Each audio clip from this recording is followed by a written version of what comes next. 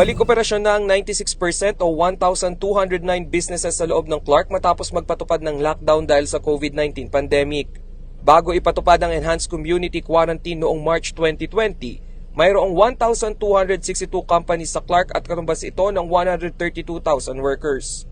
Nasa kalahati lamang ng mga kumpanya ang nagpatuloy ng operasyon hanggang sa second quarter ng 2020. At noong last quarter ng 2020, bumaba ang export revenue ng Clark sa 5.4 billion US dollars o 259.5 billion pesos kumpara sa kinita nitong nasa 8 billion pesos bago magpandemya.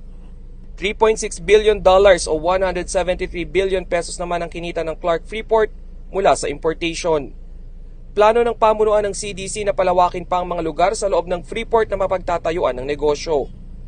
Isa sa mga tinututukan ng Clark Development Corporation ngayong taon ay ang informal settlers sa loob ng Freeport. Nakikipagdialogo na raw sila sa Mabalacat City Government para sa planong pagpapatayo ng relocation site.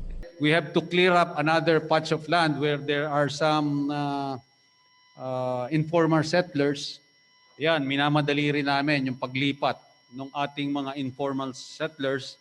When I made a courtesy call with Mayor Chris Garbo, that's one of the topics na natin. So yan ang isang tututukan ko din. Samantala, kahit nasa gitna ng pandemya, ilan sa mga top revenue contributors ng Clark ay mula sa hotel industry. Kabilang din sa nag-ambag sa kita ng Freeport ang manufacturing, real estate at food establishments. Ngayong 2021, inilunsad ng CDC ang kanilang post-pandemic strategy na Reset, Rebound and Recover.